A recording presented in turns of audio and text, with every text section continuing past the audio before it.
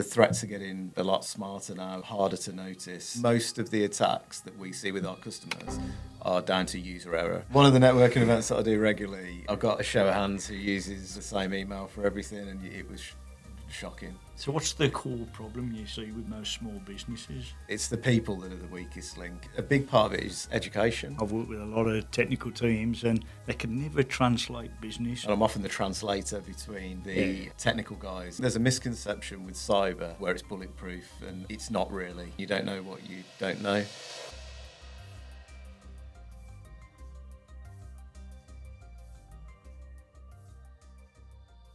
So good afternoon. Welcome to another series of the Vision to Venture. Today I'm here with Tim Allsop.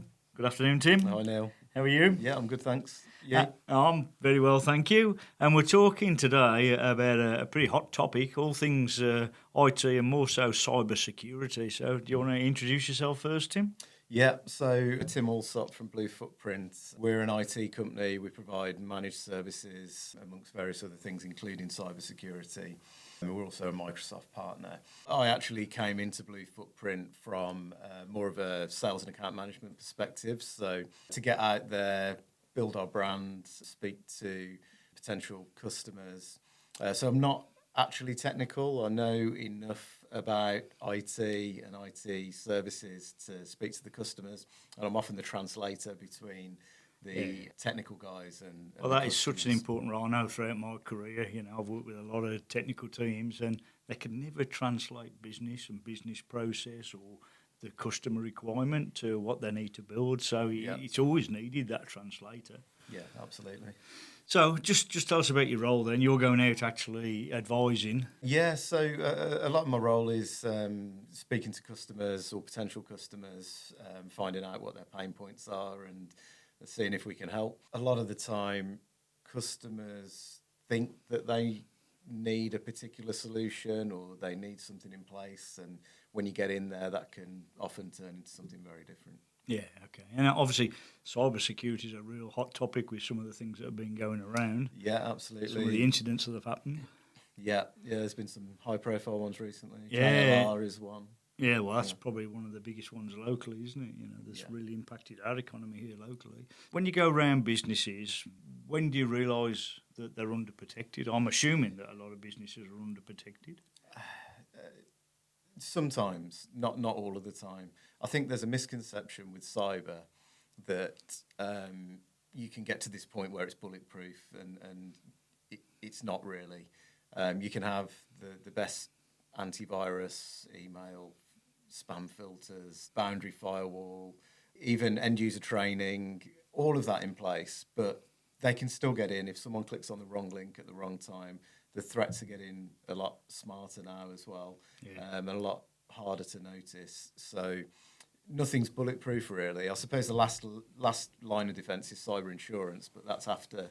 That's become a big thing now, hasn't it? Yeah, and the premiums have gone up massively since it first came out, because I don't think they anticipated how many payouts they'd be doing. So, and I guess the other thing that I'm picking up in the world of cyber is not all of this is the technology piece. Some of this is social engineering and being able to convince an IT help desk that you're somebody else and you can reset my password. Yeah, and that's one thing that we really train our techs on as well. So when customers do call in, it's checking that they are who they say they are. That's an important thing. Oh, well, I hadn't even thought of that from a help desk perspective. Yeah, because it does happen, and we've heard about it happening. And as an IT company as well, you need a strong level of cyber yourself. That's right. And your staff really need to be aware. If you can't do it well, we're in trouble. Exactly, yeah. and that's one of the reasons we did Cyber Essentials Plus as well, just to say, look, we take it seriously. Just for people who don't know, what is Cyber Essentials? So Cyber Essentials is, I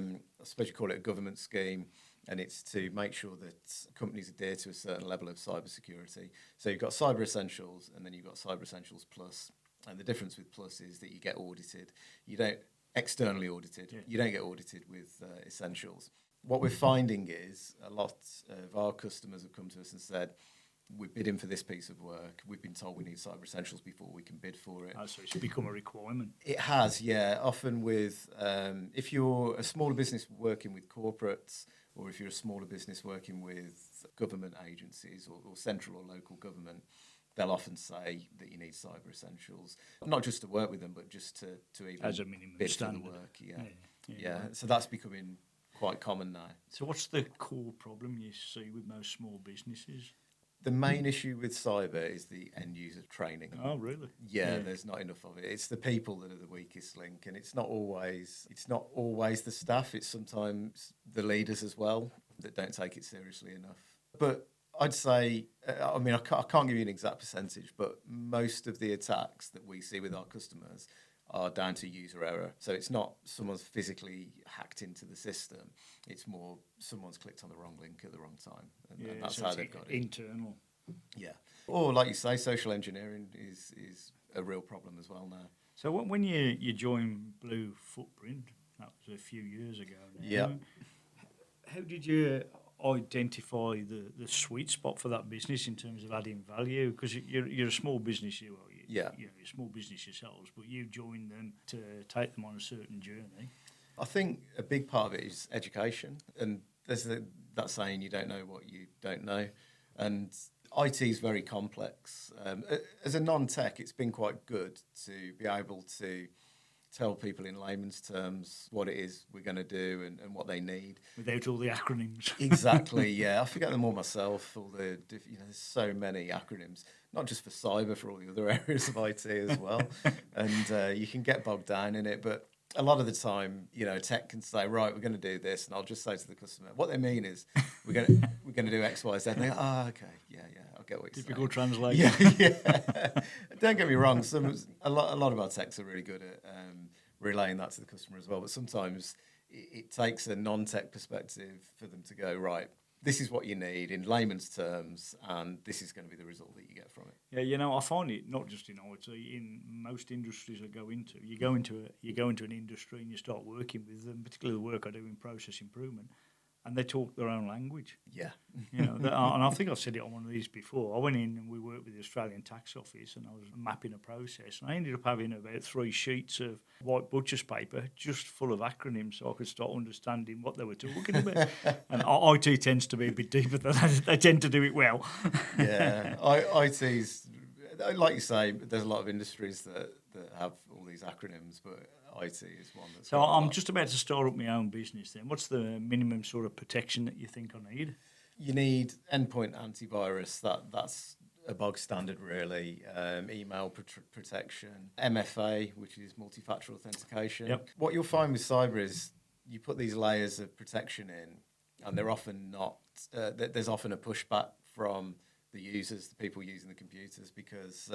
seen as a burden. Yeah, and when you're busy and the last thing you need is to open your phone and...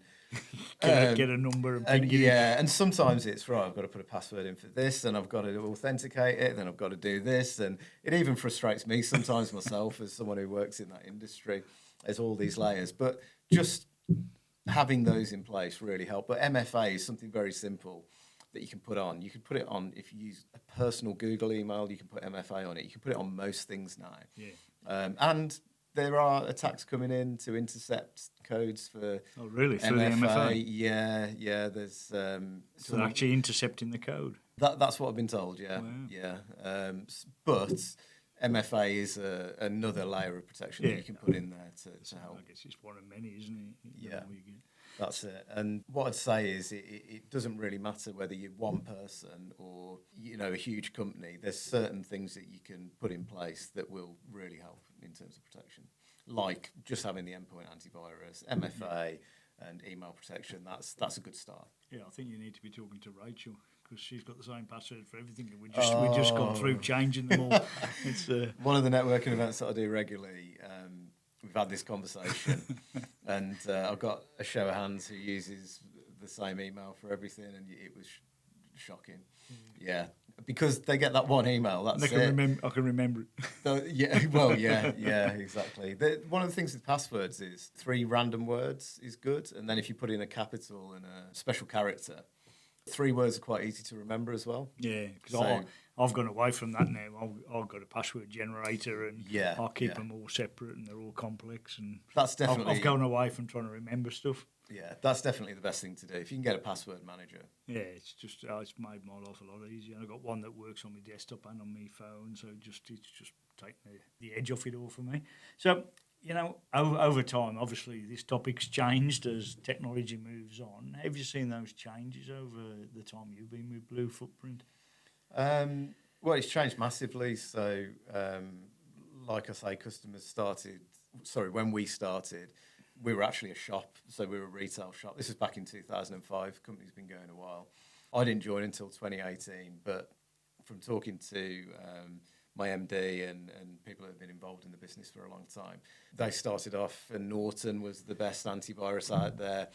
That soon went downhill. I think they moved to AVG, and then there was another antivirus that came out, and cyber particularly has evolved a lot over that time, to the point now where we can provide a security operations centre if someone needs it, which is 24/7 monitoring of every bit of traffic going in and out of your network. So we don't do that internally. It would cost a lot of money to build it and employ the people to do the monitoring. We outsource that, but we're still the port of call for your clients. For the clients, yeah. Which makes sense. But I'm just trying to kind of show the shift. Yeah, it's huge, and cyber attacks are constantly increasing and they're constantly evolving. Yeah, that's amazing. So what were the sort of early signals that sort of told you that cyber's really something, and that this is moving at a rate that it's moving, and it's an area that you needed to move into as a business? Because we've been going so long, over the years, the tech has constantly been changing. So it's not just cyber, tech constantly changes, and as a business, we have to be aware of what's out there, but not get distracted by all the shiny new toys that come out. A lot of businesses, when we're talking startups, have to keep up to date with their industry, but there's nothing moves faster than this world. Oh, not at all. And now AI as well, which is moving even faster than the traditional tech industry. But sometimes it is hard to keep up, even as a tech business, with all of the changes. And it can be a big distraction as well, because a new product can come out and you can be too quick to chop and change all of the time. Yeah. So it's important to not get drawn in too quickly and jump on the bandwagon, if you like, with all the new bits and pieces that are coming out. Yeah. There's a lot, isn't there? Oh, there are. Particularly, Mark. We had an interview with Mark a few weeks ago, and he talked real common sense about AI, but when you look at all the shiny things that pop up on your phone about all these bots that you can do, and this and that and the other, it can be absolutely consuming. So in terms of the service or strategy that you offer, what really hasn't worked? Because obviously it's very hard not to get drawn down a path sometimes. Yeah, we put packages together because we want to make the service easy for the customer to understand and to buy the service. But in our industry, there's no one size fits all. And we put these packages together and we quickly realised, even having 3 different packages, it was very difficult to slot each potential client into it.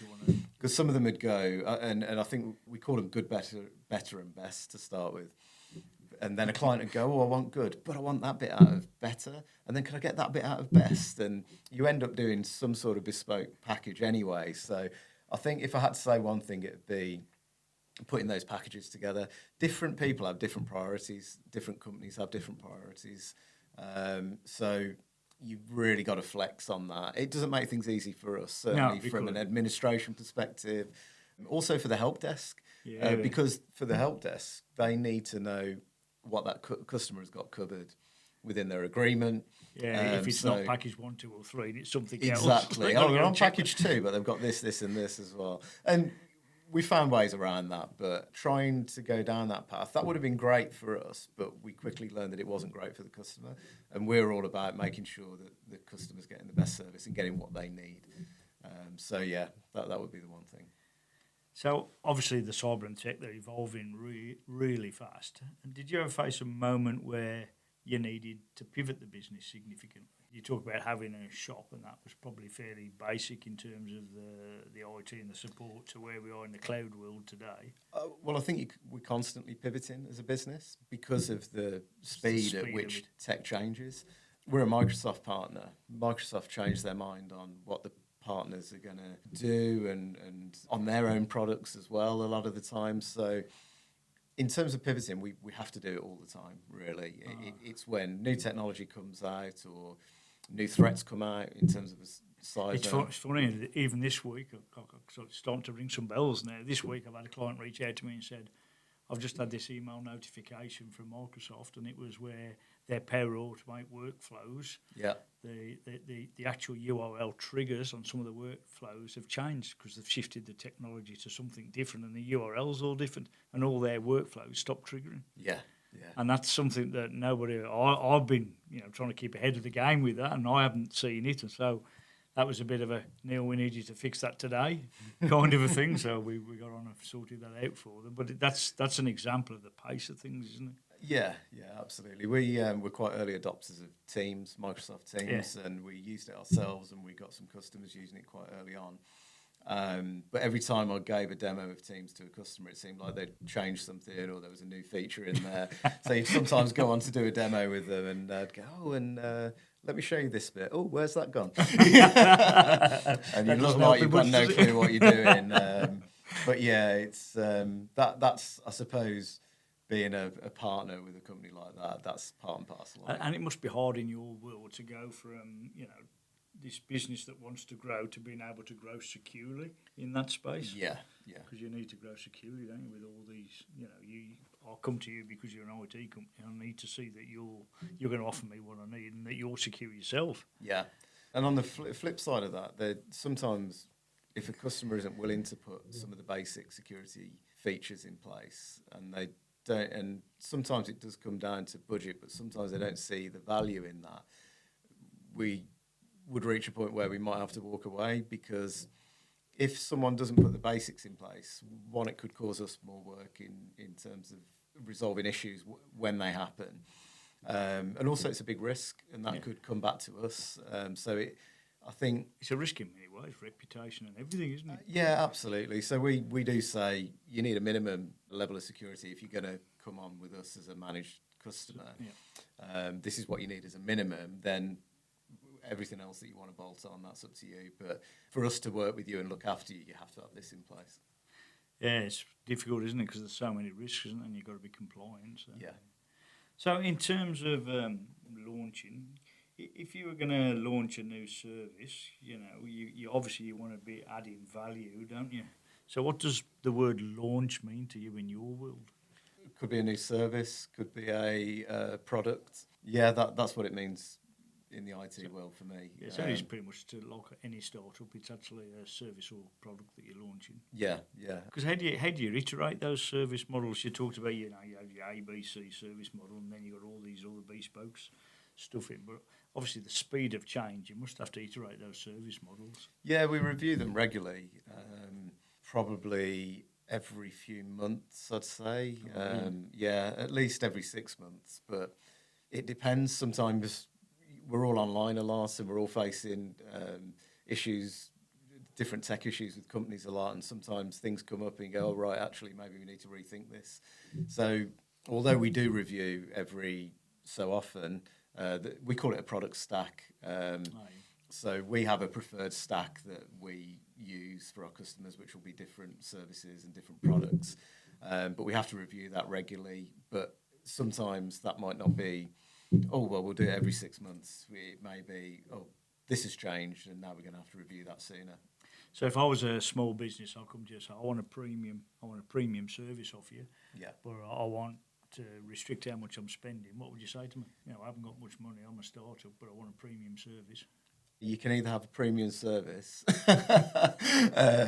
You can have a premium service, but you've got to pay for a premium service. That you can't get a premium service without the spend. Yeah, you can put some basics in place, but yeah, if you want a premium service, you've got to spend the money for it. Yeah, unfortunately, that's fair enough. That's what it is. That's what it is, isn't it?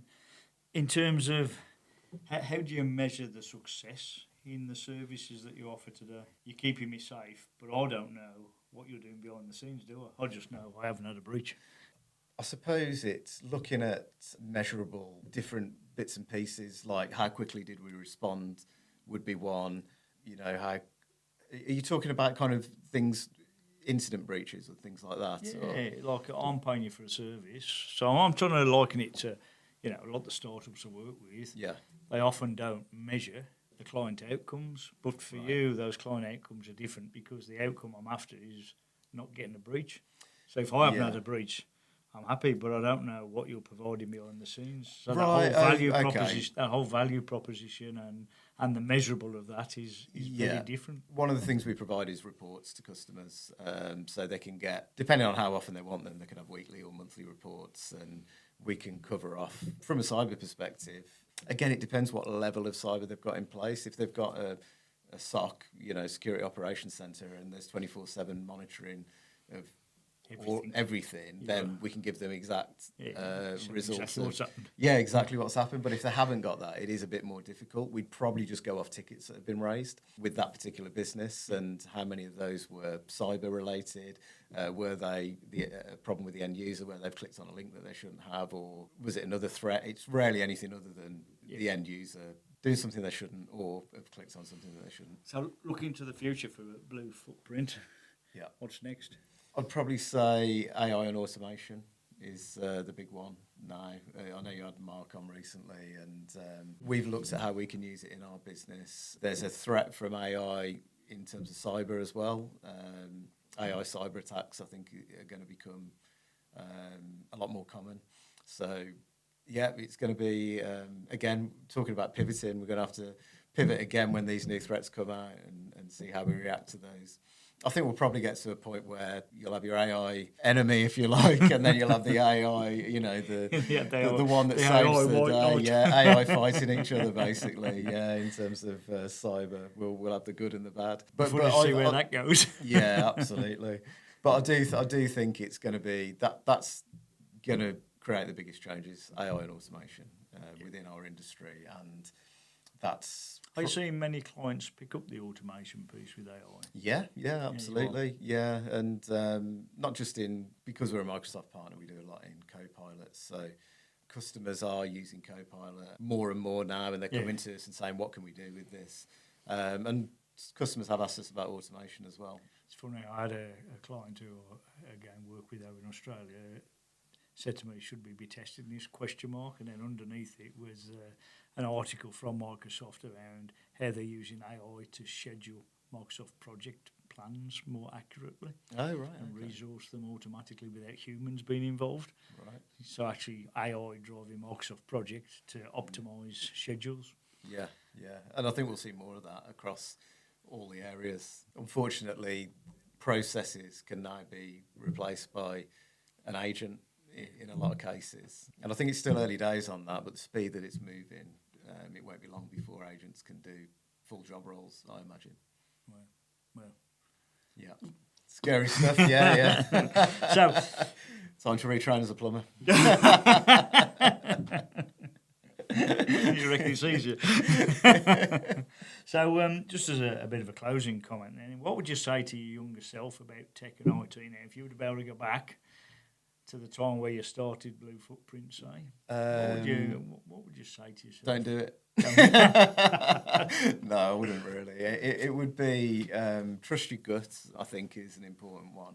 Like I say, I've only been in the business since 2018, but we've moved a long way since then. And one of the things is trusting your gut, especially in terms of clients.